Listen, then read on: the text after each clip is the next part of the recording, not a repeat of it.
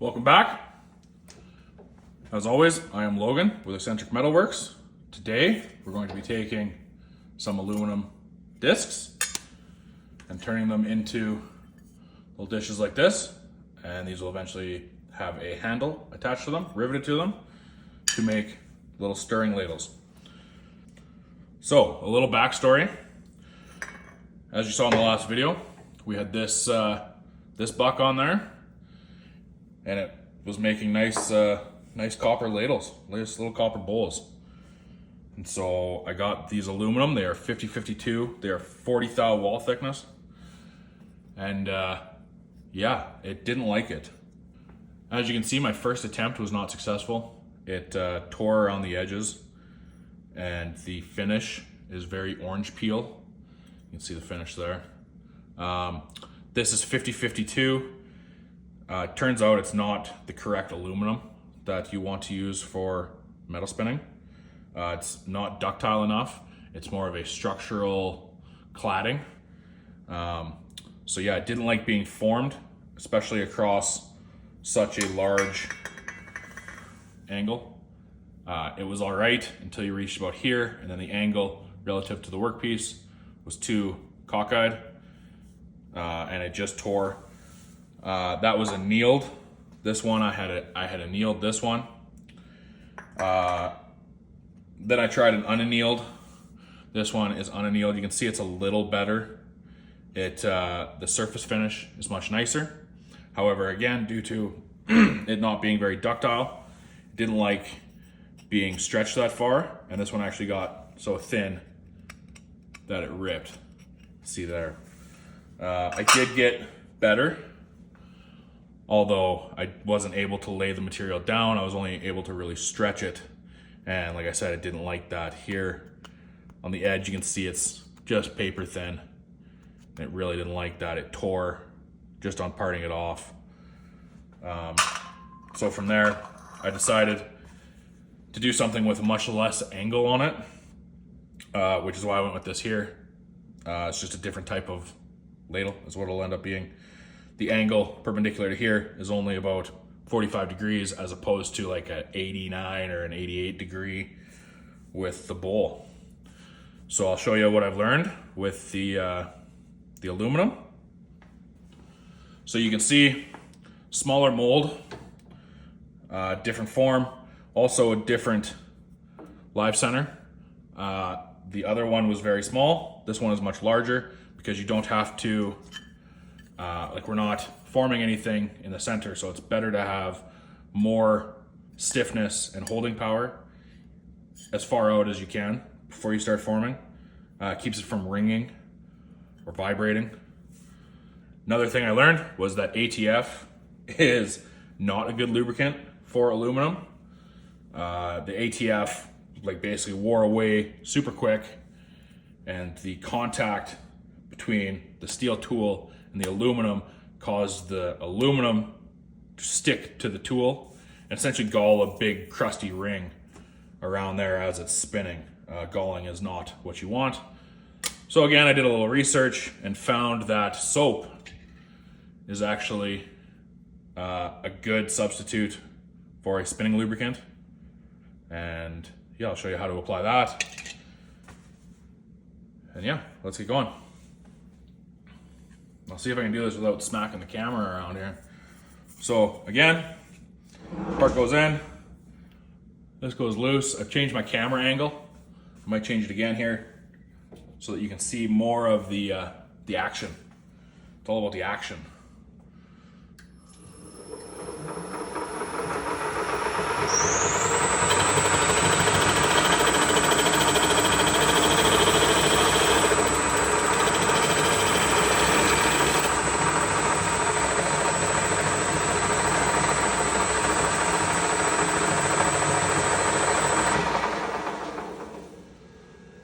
So there you saw me use actually the end of a baseball bat as opposed to the brass rod I was using. The brass rod was actually damaging the edge of the workpiece, and I was trying to avoid that, and so the wood worked a lot better. So let's get going. So now your soap gets applied to the workpiece as your lubricant.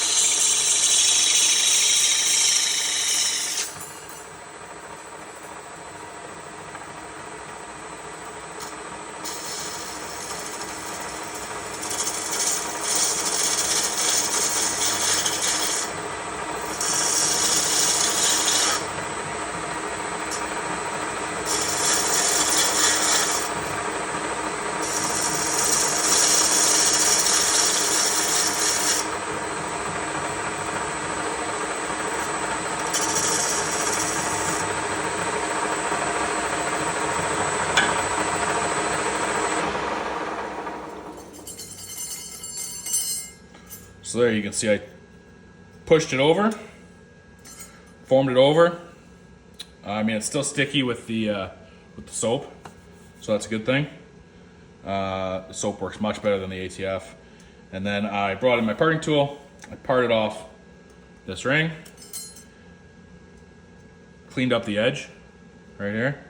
Now I could, if I didn't like the shape or the way that the flare is, something like that, I could turn it again. This end piece is kind of turning in free air instead of up against the buck.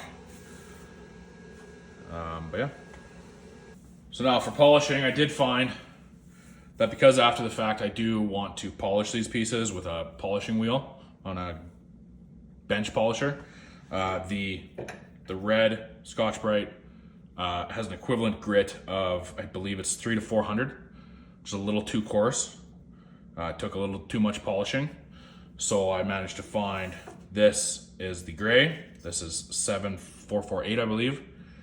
It's equivalent to about a 600 to 800, possibly 800 to 1,000. And this worked much better for bringing a shine to the workpiece.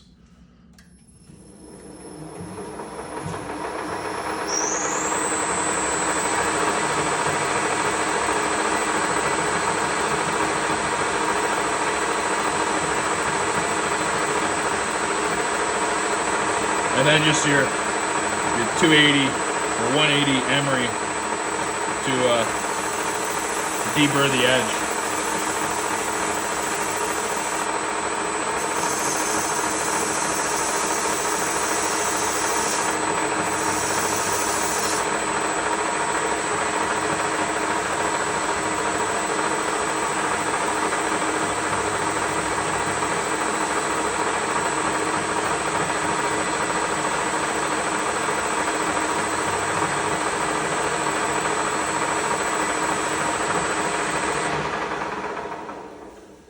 So now it's not a polished finish, but it's a lot closer than it was, so that when I take it to the polisher, it won't take too long. This is just a quick one on the bottom.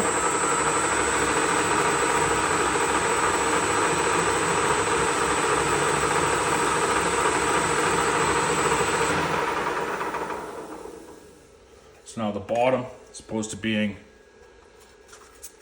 finish like that, is a finish with at least a concentric circle around it. Now the front side, you can see, is still the original finish. So again, just like we did last time, take that ring out of there, nice and loose.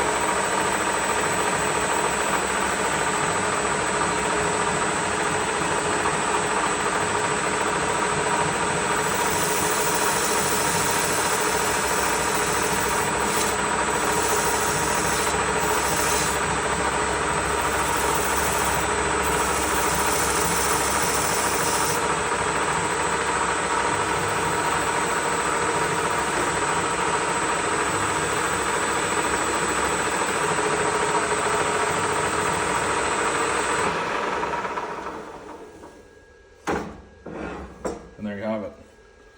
So I'll still have to polish up the center. And I'll still polish the whole thing. Try and get more of a mirror finish out of it. But yeah, there you go. We just went from a disc to a little bowl.